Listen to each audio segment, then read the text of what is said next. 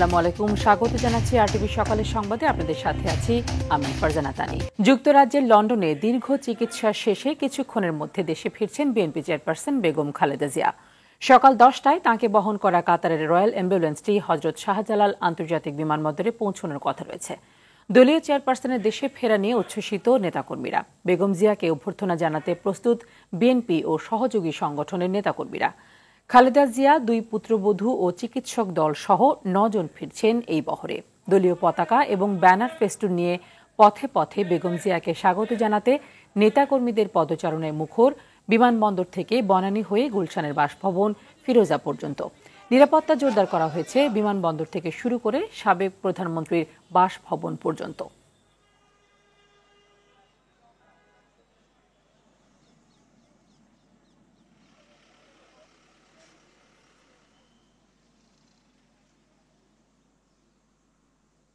খুবই আনন্দিত।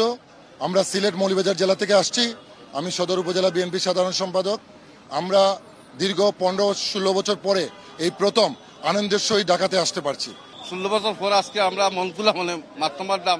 আমরা মনে করি যে বেগম খালেদা জিয়ার এই উপস্থিতি, তার দেশে ফিরে আসা, এটা আমাদের গণতন্ত্রের উত্তরণের পথকে আরো সহজ করবে, দেশকে একটা সঠিক বৈষম্যহীন একটা পরিস্থিতির দিকে নিয়ে যেতে সহযোগিতা করবে। খুবই আনন্দিত। আমরা সিলেট মৌলভীবাজার জেলা থেকে আসছি। আমি সদর উপজেলা বিএনপি সাধারণ সম্পাদক। আমরা এই মুহূর্তে ঢাকা আন্তর্জাতিক বিমানবন্দরের 8 নম্বর গেটে আছেন সহকর্মী খান আলামিন এবং এয়ারপোর্ট রোডে আছেন সহকর্মী রুদ্র রফিক। বেগম জিয়ার আগমনকে কেন্দ্র করে সেখানকার পরিস্থিতি জানাতে যুক্ত হচ্ছেন তারা। শুরুতে চলে যাচ্ছে আলামিনের কাছে। আলামিন, শুনতে পাচ্ছেন আমাকে নিশ্চয়ই? আমরা জানি যে বেগম জিয়ার আগমনকে ঘিরে বিএনপি নেতাকর্মীরা বেশ উচ্ছ্বসিত। একটু জানাবেন যে সিনিয়র নেতাদের মধ্যে কারা কারা সেখানে পৌঁছেছেন এবং সার্বিক নিরাপত্তা ব্যবস্থা সহ কেমন দেখছেন পরিস্থিতি? সিনিয়র নেতৃবৃন্দের মধ্যে আমরা দেখেছি এখানে বিএনপি মহাসচিব মির্জা ফখরুল ইসলাম আলমগীর এবং বিএনপির স্থায়ী কমিটির সদস্য গয়েশ্বর চৌধুরী রায় এসেছেন। এছাড়া বিএনপির কেন্দ্রীয় পর্যায়ের বেশ কয়েকজন নেতাকর্মীকে আমরা এখানে লক্ষ্য করতে পেরেছি। এছাড়া ঢাকা মহানগর উত্তর বিএনপির বেশ কয়েকজনকেও এখানে উপস্থিত হতে দেখেছি। নিরাপত্তা ব্যবস্থার কথা বলছিলেন, পুরোপুরি নিরাপত্তার চাদরে মুড়িয়ে দেওয়া হয়েছে পুরো বিমানবন্দর এলাকাটি। আমরা যেই গেটটি দিয়ে বেগম খালেদা জিয়াকে বহনকারী গাড়িটি বের হবে সেই গেটের সামনে আছে, বিমানবন্দরের 8 নম্বর গেট। সেই গেটের সামনে আপনারা দেখতেই পাচ্ছেন যে শত শত আইনশৃঙ্খলা বাহিনীর সদস্যরা নিরাপত্তা জোরদার করেছে। পুলিশ আছে, এপিবিএন আছে, র্যাব আছে, আরও অন্যান্য বাহিনীর সদস্যরা এখানে নিরাপত্তা জোরদার করেছে।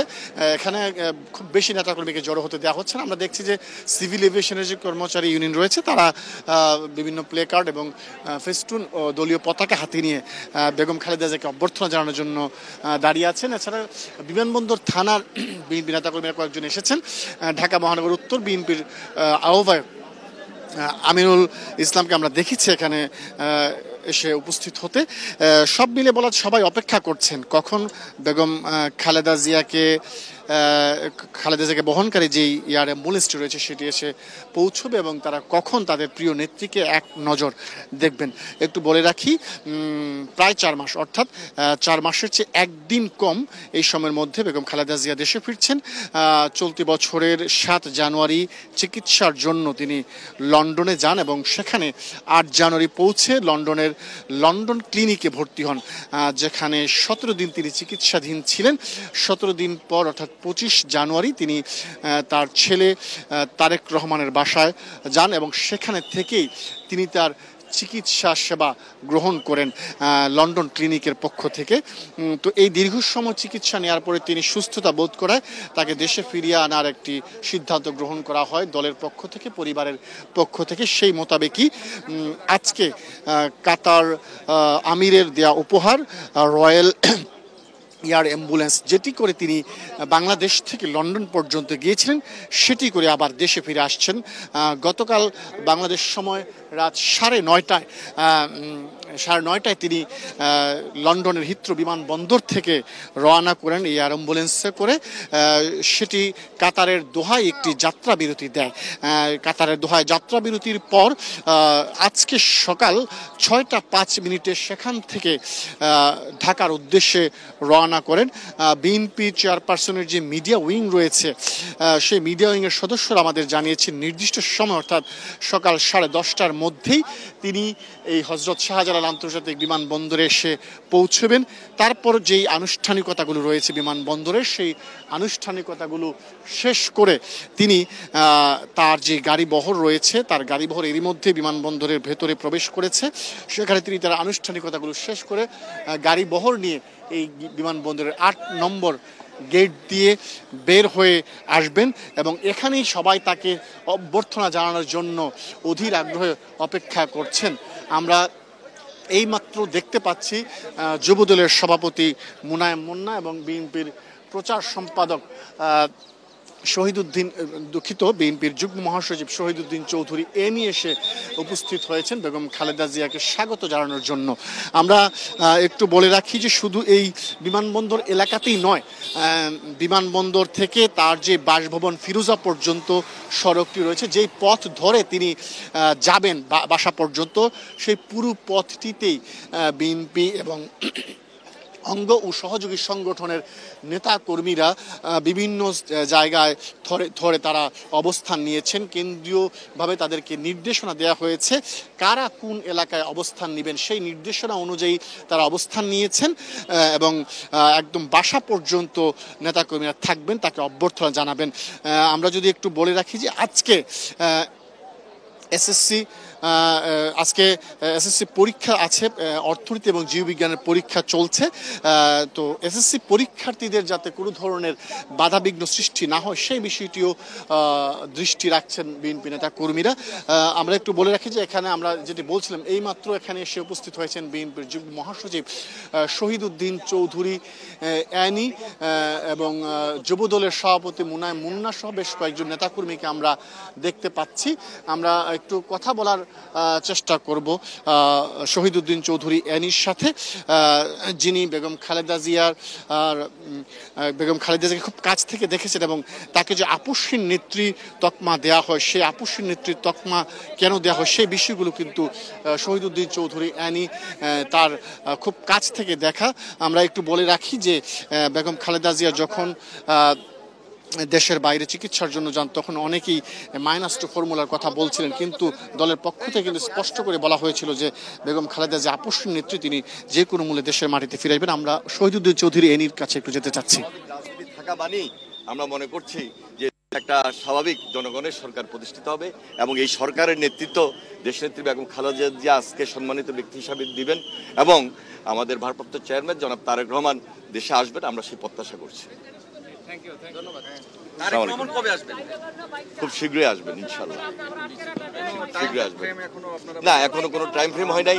ওনার মামলার জটিলতা এখানে যেমন আছে দেশের বাইরেও আছে, স্বাভাবিক কারণেই আমরা প্রত্যাশা আছি, অপেক্ষায় আছি যে তারেক রহমান শীঘ্রই দেশে ফিরবেন। শহীদুদ্দিন চৌধুরী অ্যানি যেটি বলছিলেন যে আজকে বেগম খালেদা জিয়ার সাথে তারেক রহমানের স্ত্রী এবং আরাফাত রহমান কুকুরের স্ত্রীও আসছেন, তবে তারেক রহমান কবে আসবেন সেই বিষয়টি তিনি বলেছেন যে খুব শিগগিরই তারেক রহমান বাংলাদেশের মাটিতে ফিরে আসবেন, গণতন্ত্র পুনঃপ্রতিষ্ঠায় তিনি সামনে থেকে নেতৃত্ব দেবেন, এই কথাগুলো তারা বলছিলেন।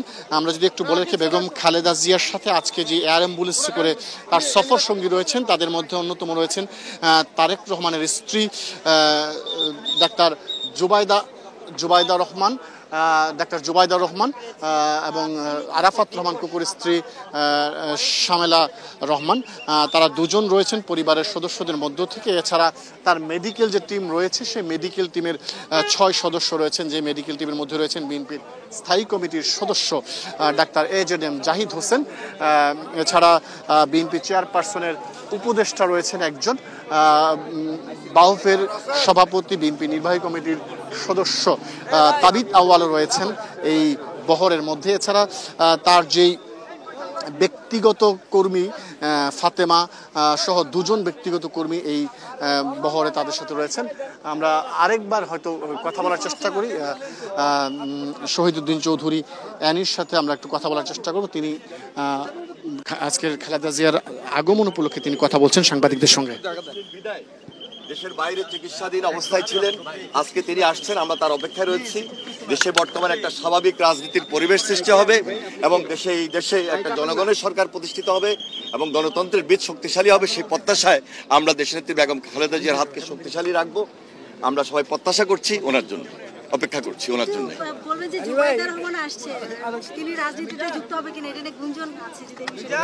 এটা আমরা আশা করছি যে এই দেশে একটা স্বাভাবিক রাজনীতির পরিবেশ সৃষ্টি হবে, স্বাভাবিক রাজনীতির মধ্য দিয়ে একটা গণতান্ত্রিক ব্যবস্থা চালু হবে, দেশে জনগণের সরকার প্রতিষ্ঠিত হবে।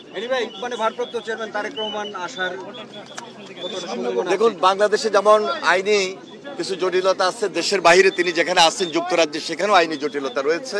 তিনি খুব শীঘ্রই আমাদের মাঝে ফিরে আসবেন, আমরা সে অপেক্ষায় রয়েছি। অবশ্যই প্রস্তুতি আছে, অবশ্যই প্রস্তুতি আছে, খুব শীঘ্রই উনি দেশে আসবেন।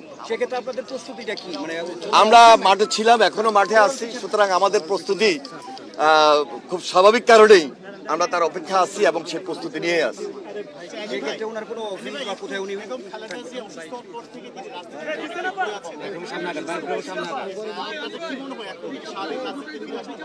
পিক আপ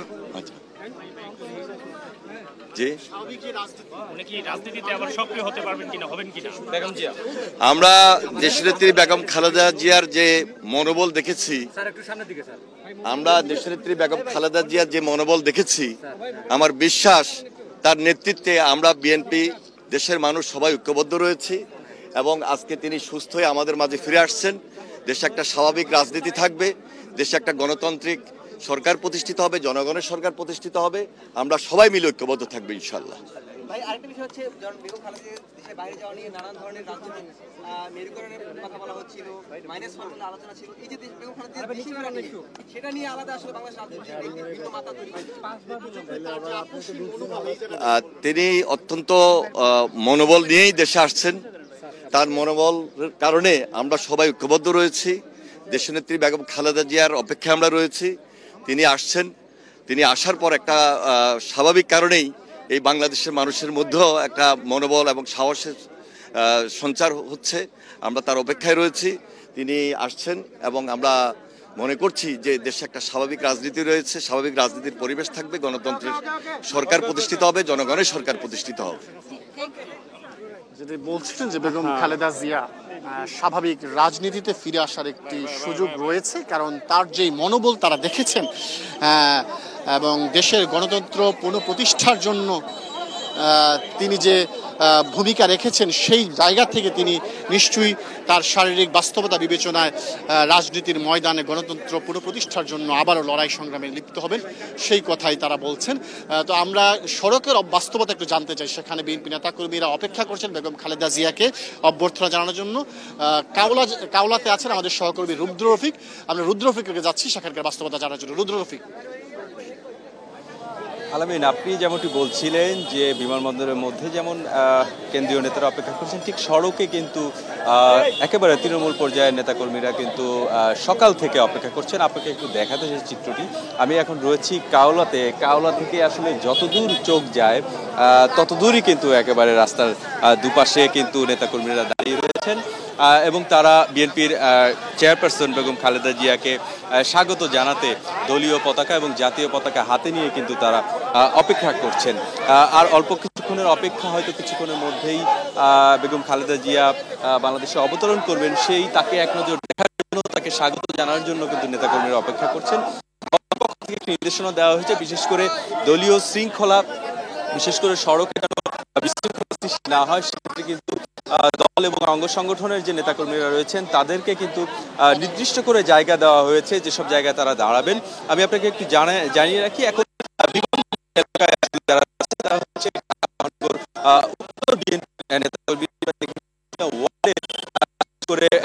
থেকে শুরু করে উত্তরের যে বিভিন্ন রয়েছে থানা এবং ওয়ার্ডের নেতাকর্মীরা তারা ব্যানার ফেস্টুন নিয়ে, হাতে পতাকা নিয়ে তারা রাস্তার দুপাশে অপেক্ষা করছেন।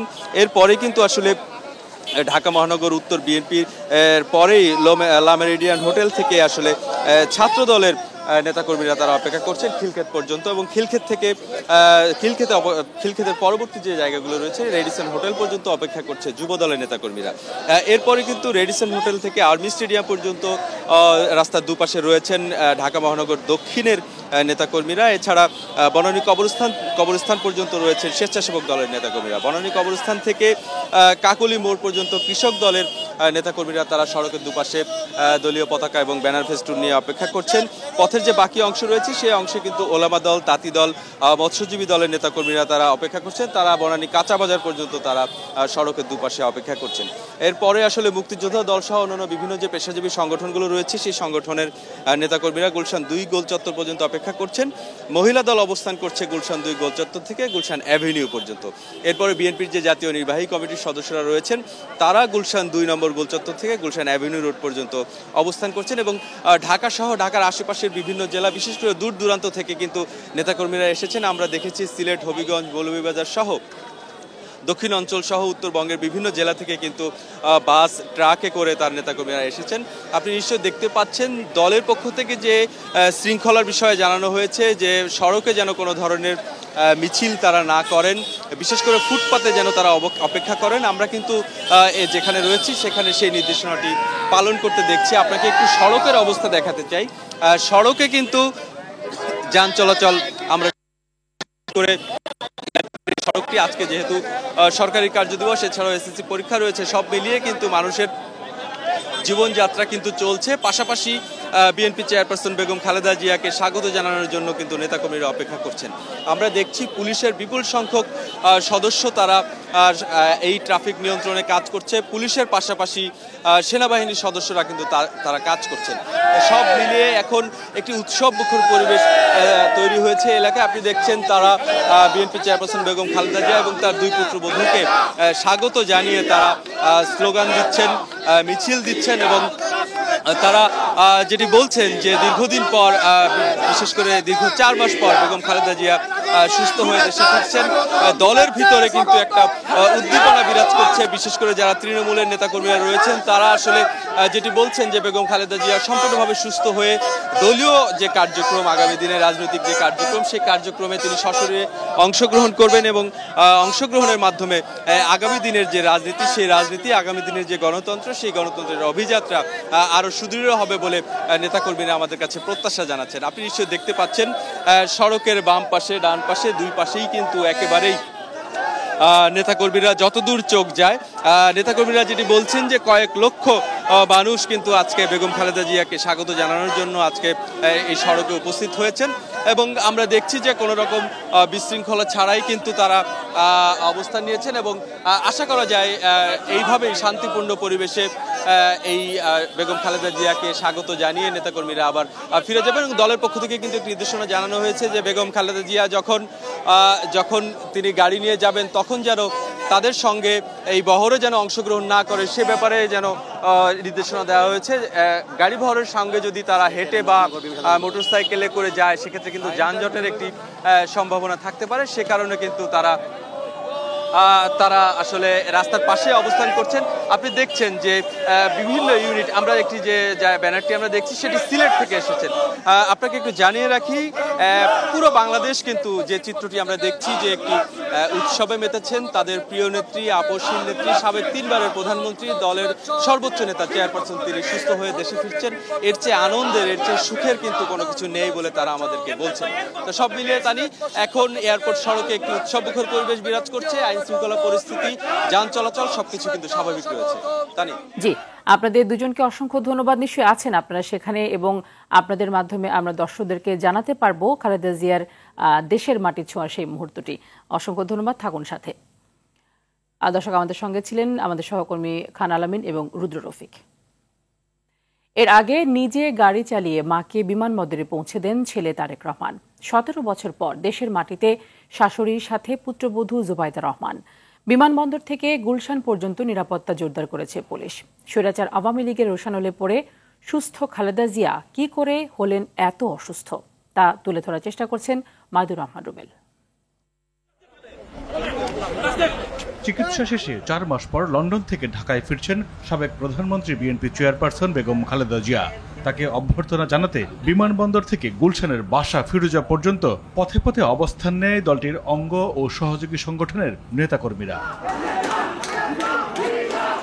দলটির নেতারা বলছেন 2018 সালে মিথ্যে সাজানো মামলায় সাজা দিয়ে সুস্থ খালেদা জিয়াকে প্রচণ্ড অসুস্থ বানিয়ে করোনাকালে শর্ত সাপেক্ষে মুক্তি দেয় ফেসিবাদী আওয়ামী লীগ সরকার। কারাগারে নেওয়ার পর 1.5 মাসের মাথায় প্রচণ্ড অসুস্থ হয়ে পড়লে খালেদা জিয়াকে তৎকালীন বিএসএমএমইউতে ভর্তি করেন কারা কর্তৃপক্ষ। তখন বুকে ব্যথা, মুখে হাসি নিয়ে নেতাকর্মীদের উদ্দেশ্যে অভিবাদন জানান খালেদা জিয়া। দফায় দফায় হাসপাতালে ভর্তি করা হলে চিকিৎসকরা বিদেশে উন্নত চিকিৎসার পরামর্শ দিলেও কানে তোলেনি স্বৈরাচার আওয়ামী লীগ, উল্টো করেছে বিদ্রুপ। আর রোজই শুনি এই মরে মরে এই যায় তো বয়স তো 80-র উপরে, তো মৃত্যু সময় হয়ে গেছে, তার মধ্যে অসুস্থ, তো এখানে এত কান্নাকাটি করতে লাভ নাই।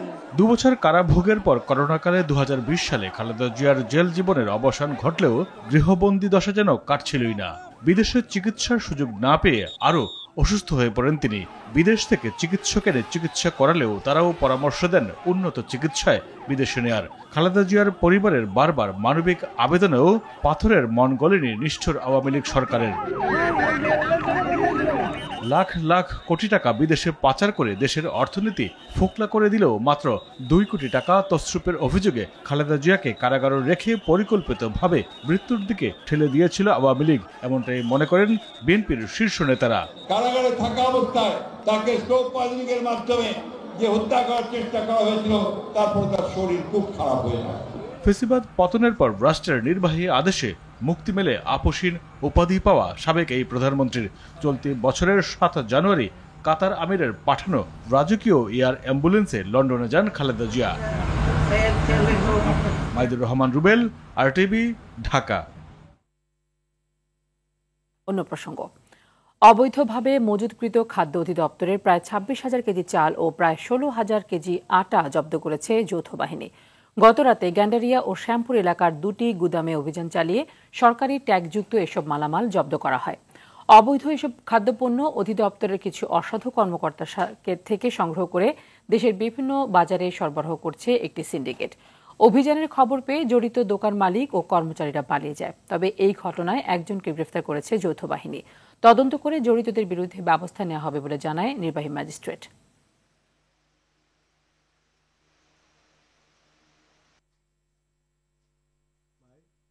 526টা চালের বস্তা এবং হচ্ছে 316টা হচ্ছে আটার বস্তা।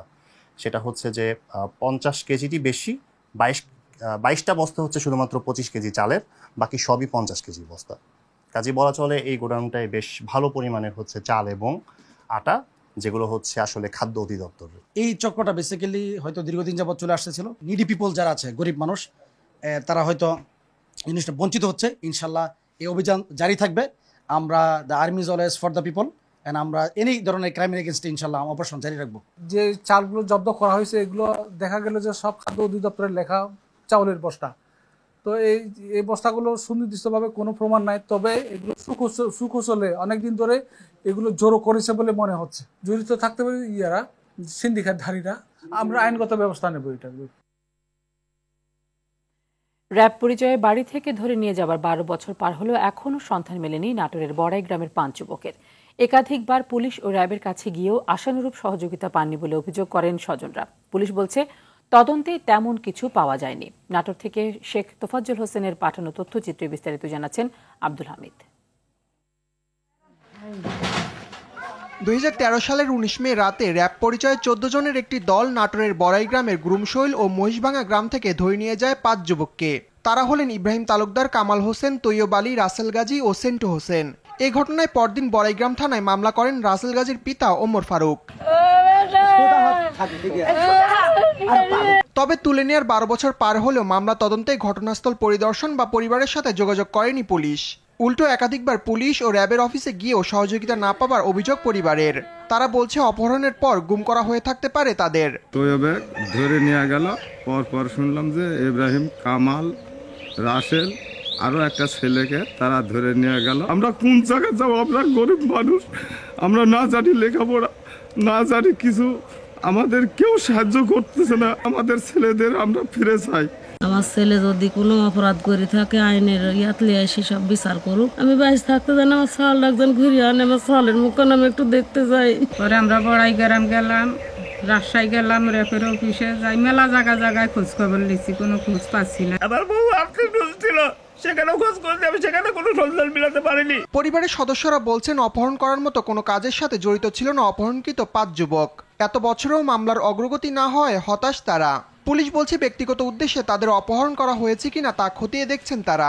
বিষয়কে সামনে রেখে আমরা এটাকে তদন্তের পর্যায়ে নেওয়ার চেষ্টা করছি। সেটা হচ্ছে যে কোনো বিশেষ উদ্দেশ্যে এদেরকে অপহরণ অথবা গুমের ঘটনা ঘটছে কিনা, অথবা ব্যক্তিগত কোনো বিরোধের একটা বিষয় সামনে আসছে, সেরকম কোনো বিষয় সামনে আসছে, সেটাও আমরা তদন্তের মধ্যে আমরা রাখছি, আমাদের বিবেচনায় আছে।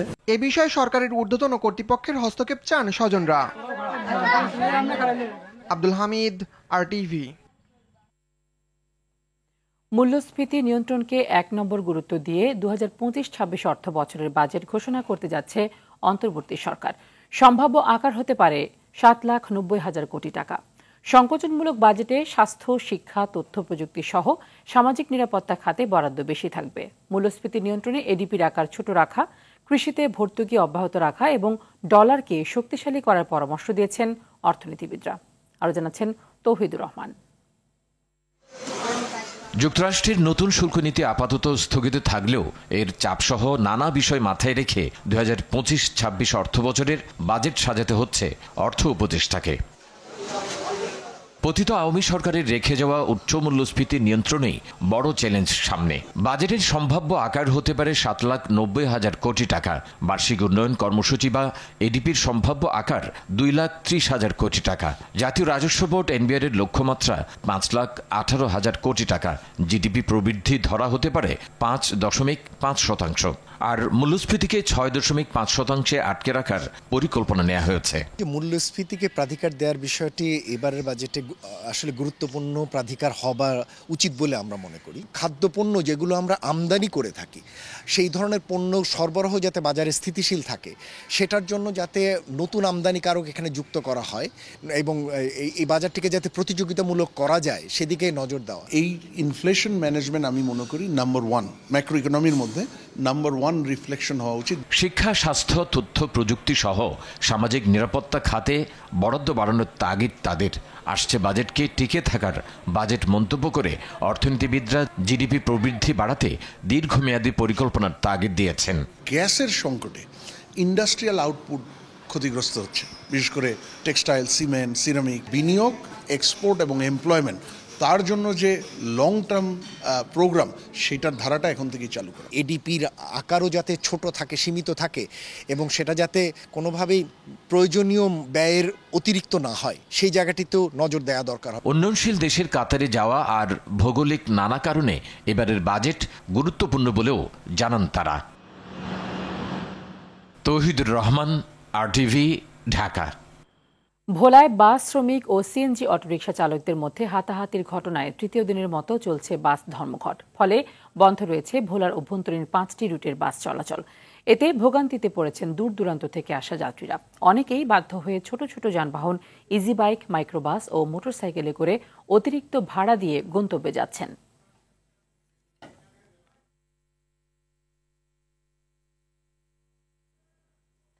দর্শক, এই বিষয়ে বিস্তারিত জানাতে ভোলা থেকে সরাসরি যুক্ত হচ্ছেন সহকর্মী অমিতাভ অপু।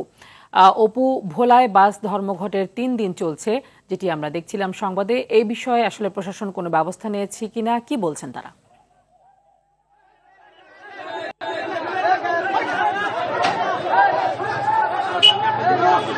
এখানকার বাস শ্রমিকদের একটাই দাবি যে তাদের উপরে যে হামলা হয়েছে এটি বিচার না হওয়া পর্যন্ত তারা এই রাস্তা ছাড়বে না।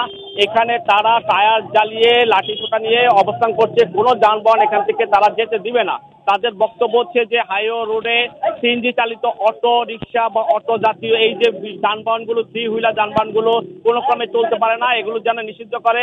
আজ 11টার পরে জেলা প্রশাসক দুপক্ষকে সেই তার কার্যালয়ে ডেকেছেন, সেখানে সমঝোতা বৈঠক দ্বিতীয়বার আবার কি হতে পারে তা নিয়ে এখনকার এখানে তারা অপেক্ষা করছে। তবে এই শ্রমিকদের একটাই দাবি, তারা কোনো ক্রমে এই পথ ছাড়বে না যতক্ষণ পর্যন্ত তাদের বিচার না হবে শ্রমিকের উপর হামলার বিষয়ে। আরেকটি বিষয় জানিয়ে রাখছি যে সিএনজি অটো চালিত একটি group Ilisha bus stand, Ilisha ফেরিঘাট এবং ভেদুরিয়া ফেরিঘাট সহ বিভিন্ন জায়গায় তারা বিক্ষোভ করে বাস মালিক পক্ষের শ্রমিকের বিরুদ্ধে তারা অবস্থান নিয়ে সেখানেও তারা বিভিন্ন স্লোগান দিচ্ছে।